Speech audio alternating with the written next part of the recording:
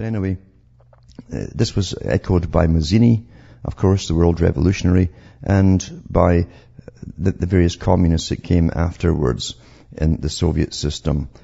The complete overthrowing of all existing systems. And that also meant marriage, all religions, well, almost all, but most religions, and definitely the Christian religion, because that held together the fabric of Europe especially, and that had to go.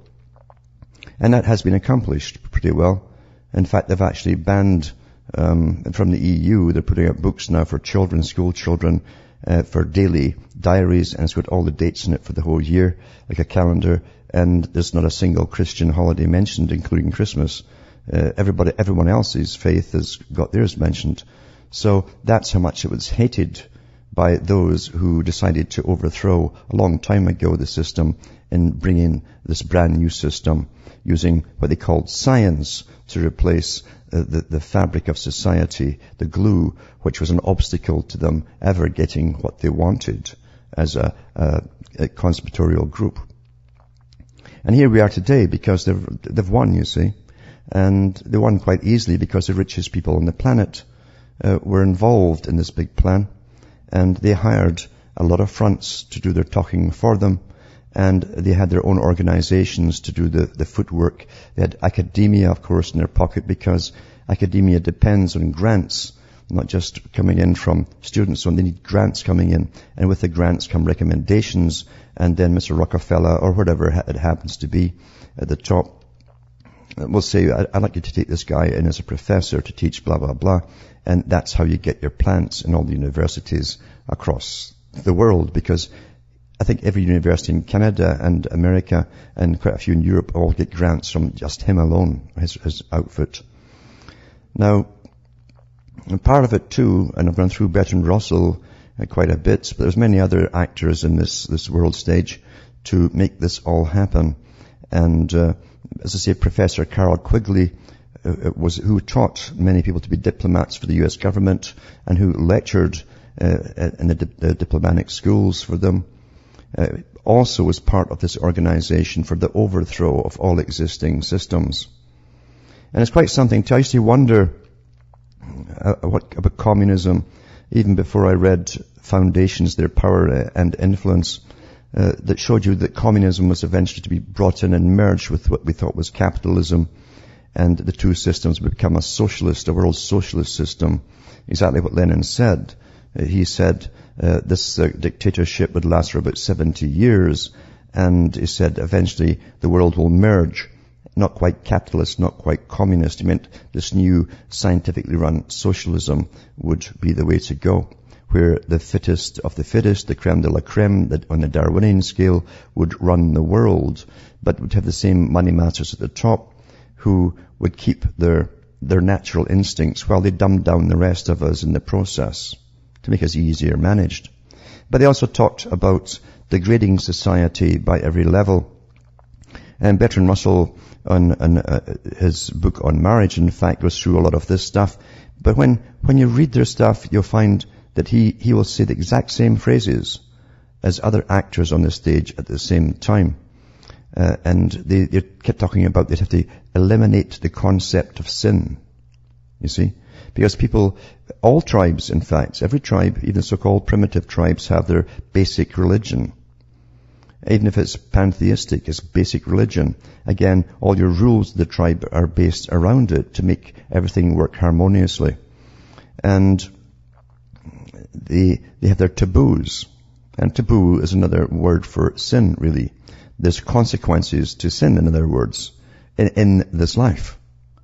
And the Russells of that age, who helped to bring in this system and create the very system you're in right now, because he was involved in all the top planning for it, along with the Huxleys and so on, talked about this, eradicating sin, overthrowing all of the fabric of society. And I used to say, why didn't they kick these guys out? Why did they even employ them in MI5, for instance, during World War II, since we're all basically preaching what seemed to be communism? And then Carroll Quigley came along and he said, well, they work with them all the different groups. They don't mind who they work with, if it's a dictatorship or a communist system or whatever. He says we work with them all. And he says we're often mistaken for being communists because they're pushing the exact same system as communism, which was scientific socialism.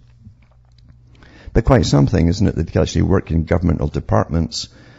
How can you let people work in governmental departments when they belong to agencies which are sworn to overthrow all existing governments? Which tells you that they'd already put their top men in controlling their governments for an awful long time. Otherwise, it would be up for treason. And that's exactly what Quigley said in the Anglo-American establishment. There wasn't an American president. There was not a member of this group under different names as it transformed itself into different names. And only came out with the Council on Foreign Relations much later for America and the Royal Institute of International Affairs in Britain about the same time. Before that, even Winston Churchill knew of their existences, but they didn't know the names of the groups. That's how cagey they were. And yet they started wars, they funded wars, they promoted all politics towards war to get a desired goal, which was to bring the world to its utter knees with disgust and contempt for war and nationhood, and bring in a world-type government. And that's what they had to do. But they also had to destroy the fabric again of even the family unit, they said. And they would do that by eliminating all sin or taboos about sexual behavior whatsoever, mainly again for the lower classes. They all advocated eugenics. They all agreed there were too many of the common folk at the bottom, and they would outbreed those at the top if they weren't careful. Therefore, they should be sterilized one way or another. And if you notice, as I've gone through the sterilization quotes and so on over the past few years, that even the United Nations gives out with their annual reports quite happily and gleefully when they tell you that most of the males are becoming sterile, which doesn't happen by itself. But as I say, they would give you frivolous entertainment, they said. Frivolous entertainment. Inane, frivolous entertainment that would be harmless to those ruling you, and would also help their agenda because you emulate what you see and hear in drama and movies, etc. But it's interesting how it was all getting pushed at the same time in every country, that they're champions in every country. The first director for the World Health Organization was Chisholm in Canada, and he also gave out the exact same quotes about destroying religion, especially the concept of sin, verbatim, just like you heard them coming out in a united front saying weapons of mass destruction, like parrots, because they all were on board together, they're all taught together in the same groups, and they had to appear as a unified front. And it's interesting here that in the Scientific Outlook, Russell says this. He said, I think therefore that there is hardly any limit to the departures from traditional sentiment which science may introduce into the question of reproduction.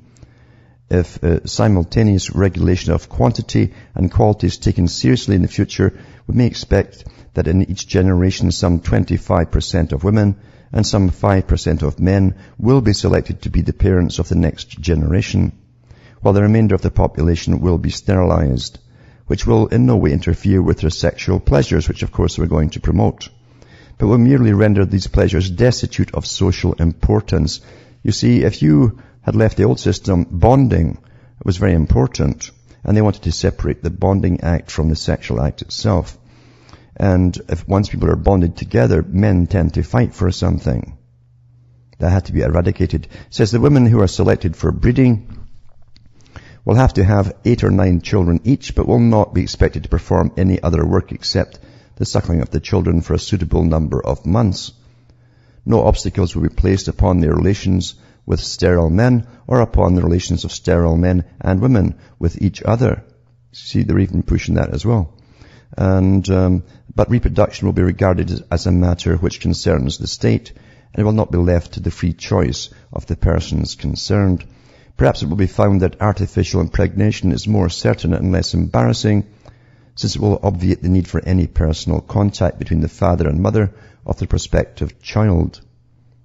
It puts me in mind of Elton John and his husband, who just had a child recently, apparently, with, I guess, mixing genes from their sperm, and they had a donor mother.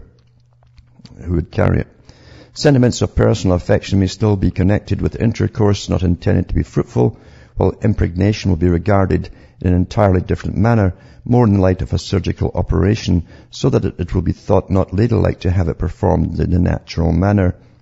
The qualities for which the parents will be chosen will differ greatly according to the status which is hoped the child will occupy. In the governing class, a considerable degree of intelligence will be demanded of parents. And the music's coming in, actually, and I'll read some more of this when I come back from this break. Hi, folks, I'm back, and we're cutting through the matrix. Reading some Bertrand Russell here, a guy who helped with big world think tanks to help set up the system to manage us all in what we're going through today. They had it all planned, too, for bringing down economies, using the banks and so on, and bring in a world banking system. And we have, of course, the World Bank at the United Nations, which is really comprised of the international money lenders, the ones who lend to nations at the moment. But he's going on about how the future will bring in gradually artificial insemination and so on. He says the care of infants intended to belong to the governing class would seldom be left to the mothers. Mothers would be selected by their eugenic qualities, and these would not necessarily be the qualities required in a nurse. On the other hand, the early months of pregnancy might be more burdensome than at present, since the fetus would be subjected to various kinds of scientific treatment intended to affect beneficially not only its own characteristics but those of its possible descendants. Fathers would, of course, have nothing to do with their own children. He actually says in his other book about marriage that fatherhood would go down the drain altogether and fathers wouldn't be important at all. And we've all seen that happen, encouraged and promoted by the state, of course, who helped to fund the women to stay at home and gave them perpetual welfare. He says there would be in general only one father to every 5 mothers, and it was quite likely that he would never have even seen the mothers of his children. That's artificial insemination now, you see. The sentiment of paternity would thus disappear completely. Probably in time the same thing would happen, though to a slightly less degree in regard to mothers. If birth were prematurely induced and the child separated from its mother at birth, maternal sentiment would have little chance to develop. They've already done that, by the way, in chickens. Those chickens you eat from the fast food places, they're specially bred, and they've had their brains tampered with, so they have no maternal instinct. Among the workers, it's possible that less elaborate care would be taken, since it's easier to breed for muscle than to breed for brains, and it's not unlikely that women would be allowed to bring up their own children in the old-fashioned natural manner. There would not be among the workers the same need as among the governing class for fanatical devotion to the state, and there would not be, therefore, on the part of the government, the same jealousy of the private affections. Among the governors, one must suppose all private sentiments would be viewed with suspicion. A man and woman who showed any ardent devotion to each other would be regarded as they are at present regarded by moralists when they are not married. They would be professional nurses in creches and professional teachers in nursery schools, but they would be considered to be failing in their duty if they felt any special affection for special children. If children who showed any special affection for particular adults would be separated from that adult. Ideas of this kind are already widespread. They will be found suggested, for example, in Dr. John B. Watson's book on education. And I read through that the other day as well. So it's amazing that everything we're living through is literally a part of an agenda, especially when they talk about giving us a frivolous culture, frivolous entertainment. In other words, keeping us perpetually in a Peter Pan syndrome, never wanting to grow old. And even the elderly today try and look young, and they go to great lengths to an expense as well to make it so. It's to create a society where it's easier for the governors to rule over children of all ages, and that's where we are today. Now, I read an article before too from Scientific American, and it was to do with empathy. See, empathy too. See, if you want to bring down a culture, you sit and study the culture. That's your enemy. What makes it work? What is the fabric of society? What are the taboos of the society? What is promoted within the society? And you must destroy all of that. You corrupt all of it. And then you bring in the new once they're conquered. And the beauty of it is you can tempt them. It's all done through temptations. Did they actually tell you, don't worry about the consequences. Go ahead, just do it. That was a saying they used in the 70s and 80s. Don't worry about it, just do it. That was in ads and everything. Just do it. And of course you end up with massive welfare systems. You end up with drug problems in children. And you end up with incredible problems with the children having sex with children, which is all promoted from the top again, right down again.